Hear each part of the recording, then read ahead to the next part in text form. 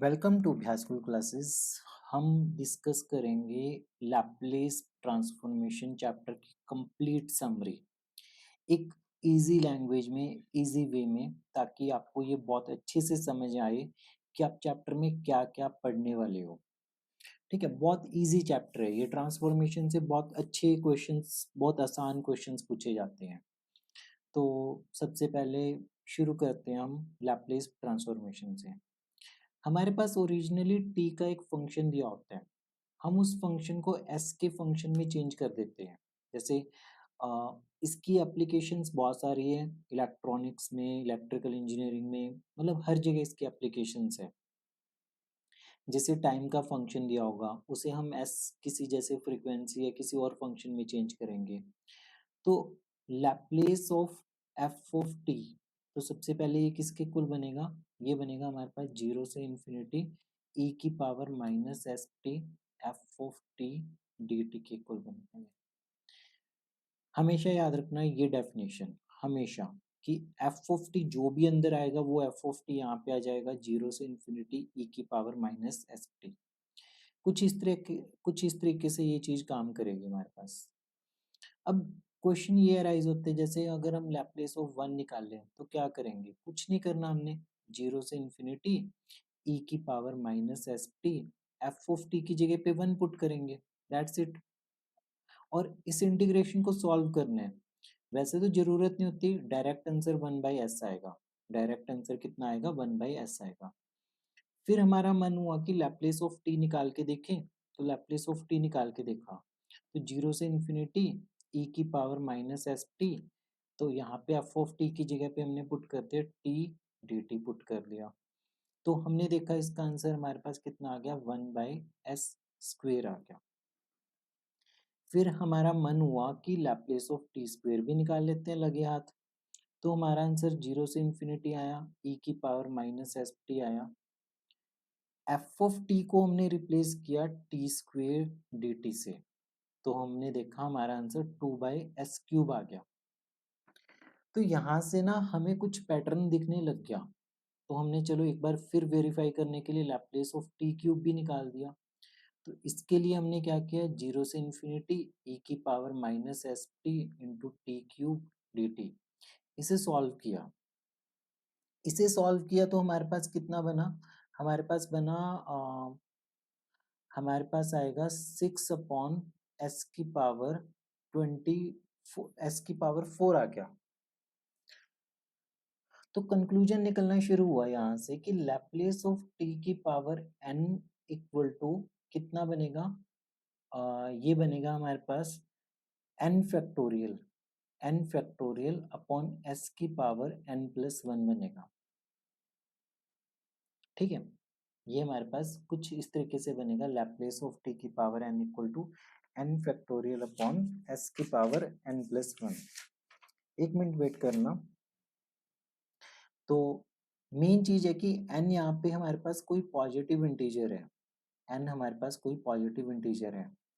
बहुत important remark बता रहा हूँ, ये गामा n बनेगा, गामा n की पावर n+1 बनेगा हमारे पास, गामा n+1 अपॉन s की पावर n+1, अगर n हमारे पास कोई फ्रैक्शन हुआ तो। ठीक है, गामा n हमारे पास 5th सेमेस्टर में आता है, बट यहाँ पे थोड़ा सा यूज होगा, कोई बात नहीं, इस चीज को अभी के लिए आप छोड़ दो। अभी सिर्फ कॉन्सेप्ट समझना कि हमारे पास एफ ऑफ टी है, एफ ऑफ टी का हम लैप्लेस फाइंड आउट कर रहे हैं, तो ये सारे बेसिक लैप्लेस निकले। पूरे चैप्टर की समरी बता रहा हूँ मैं आपको, बहुत ध्यान से समझना है ये सारी चीजें। फिर हमने निकालना है Laplace of sine A T. Sine A T का लैप्लेस क्या होगा? इसका लैप्लेस बनेगा a upon S square plus A square के इक्वल। फिर हमारा मन हुआ कि Laplace of cos A T निकाल लो। कॉस ए टी का लैप्लेस कैसा निकलेगा? s upon S square plus A square के इक्वल। फिर Laplace of sine hyperbolic A T, Laplace of sine hyperbolic A T कैसा बनेगा? a upon S square minus A square बनेगा। Laplace of cos hyperbolic A T, ये कैसा दिखेगा? s upon S square minus A square. Pause करो video को। Time दो, कुछ सिमेट्री ढूंढने की कोशिश करो इसमें और इसे याद करो।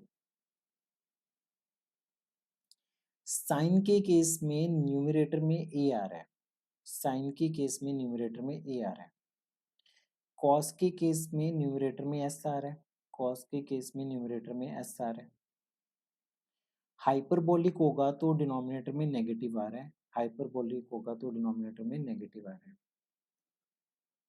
तो ये कुछ इस तरीके से हमारे पास कुछ बेसिक एलिमेंट्री फंक्शंस हैं, जैसे लैप्लेस ऑफ ई की पावर ए टी, ये भी बनेगा 1/s-a के इक्वल बनेगा।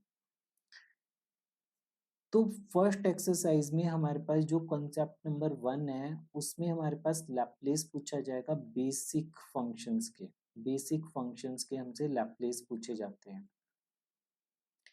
एक्सरसाइज नंबर 2 में सेकंड कंसेप्ट में हमारे पास उन्हीं बेसिक फंक्शंस को थोड़ा सा मल्टीप्लाई, डिवाइड, स्क्वायर करके उनके, जैसे लैप्लेस ऑफ कॉस स्क्वायर पूछ लेंगे, साइन स्क्वायर पूछ लेंगे, साइन इनटू कॉस का पूछ लेंगे, उन सब के लैप्लेस पूछे जाएंगे।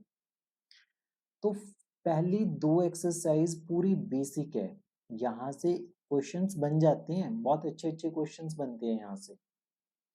फिर हमारे पास जो नेक्स्ट कंसेप्ट आता है वो आता है कि अगर हमने जो हमारा एफ ऑफ टी है उसे ई की पावर ए टी से मल्टीप्लाई किया तो उसका लैप्लेस हमें निकालना है। जो हमारा एफ ऑफ टी है, अगर हमने उसे ई की पावर ए टी से मल्टीप्लाई किया तो हमें उसका लैप्लेस निकालना है। बहुत इंपॉर्टेंट चीज है ये, यहाँ पे आपका यूज होगा फर्स्ट शिफ्टिंग थ्योरम, पहली थ्योरम शिफ्टिंग थ्योरम यूज होगी।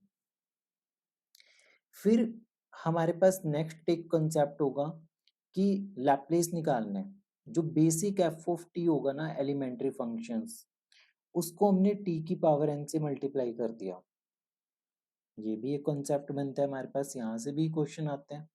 इवन 2024 में बहुत बेसिक सा क्वेश्चन आया था यहाँ से। फिर हमारे पास एक कॉन्सेप्ट बनते हैं कि जो एफ ऑफ टी दिया हुआ है, अगर हमने उसे टी की पावर एन से डिवाइड कर दिया तो लैप्लेस निकाल लो। देखो ना, मेन फंक्शन तो हमारे पास एफ ऑफ टी है, हम उसके साथ ही उसी के साथ ना मतलब अरेंजमेंट्स कर रहे हैं। ई की पावर ए टी मल्टीप्लाई कर दिया, टी की पावर एन कर दिया, टी की पावर एन से डिवाइड कर दिया। नेक्स्ट एक्सरसाइज में हमारे पास लैप्लेस आ जाता है डेरिवेटिव का, एफ का डेरिवेटिव कर दिया उसका लैप्लेस। और लास्ट कॉन्सेप्ट आता है कि हमने इंटीग्रल किया एफ ऑफ टी का, उसका लैप्लेस। इन बिटवीन छोटी छोटी प्रॉपर्टीज आएंगी, जैसे लीनियरिटी प्रॉपर्टी आएगी, सेकंड शिफ्टिंग थ्योरम आएगी, चेंज ऑफ स्केल प्रॉपर्टी आएगी। वो बेसिक बेसिक सी चीजें आएंगी आपके पास। बेसिकली सब कुछ ना, सब कुछ सिर्फ एक डेफिनेशन पे टिका हुआ है, दैट इज दिस वन। इस डेफिनेशन पे टिका हुआ है सब कुछ, ठीक है। हमने इन सब में वो डेफिनेशन बहुत ज्यादा यूज होती है। अल्टीमेटली पूरे चैप्टर में हमारे पास 1 2 3 4 5 6 7 7 कंसेप्ट है। इन्हीं 7 कंसेप्ट को हम घुमा फिरा के लगाएंगे। मुश्किल इसलिए लगता है बच्चों को क्योंकि वो समझ के एक सिस्टमेटिक वे से, एक ऑर्गेनाइज वे से नहीं करते। अगर आपको पता होगा कि अच्छा इस क्वेश्चन में ई की पावर 80 से मल्टीप्लाई कर दिया, अच्छा अब शिफ्टिंग थ्योरम लगेगी, तब कोई प्रॉब्लम नहीं है। अगर एक ऑर्गेनाइज वे से पता है कि अच्छा मल्टीप्लाई हो गया तो हमें यहाँ पे वो फॉर्मूला लगाना है, यहाँ पे डिवाइड हो गया तो हमें वो फॉर्मूला लगाना है, तो फिर ये चैप्टर बिल्कुल बिल्कुल इजी है, ठीक है। और इसके क्वेश्चंस भी बहुत लंबे नहीं होते, छोटे छोटे से ही होते हैं ज़्यादातर क्वेश्चंस तो, ठीक है। तो टॉपिक वाइज टॉपिक हम ये सारी चीज़ें कवर करेंगे। कोई भी डाउट है, कोई भी क्वेरी है, इन केस अगर आप ऑफलाइन या फिर ऑनलाइन क्लासेस ज्वाइन करना चाहते हो, यू आर मोस्ट वेलकम, आप ज्वाइन कर सकते हो एक अफोर्डेबल फीस में, चंडीगढ़ में, पंचकुला में, दोनों जगह फ्री डेमो क्लासेस हैं, ठीक है। डेमो क्लासेस की ऑब्वियसली ज़रूरत पड़नी नहीं चाहिए अगर आपने ये लेक्चर देख लिया तो। कोई भी क्वेरी है, कुछ भी पूछना है तो आप इस नंबर पे कांटेक्ट कर सकते हैं 7009937180 के ऊपर। सो मिलते हैं अगली वीडियो में। टिल देन पढ़ते रहिए, प्रैक्टिस करते रहिए अभ्यास कुल क्लासेस के साथ।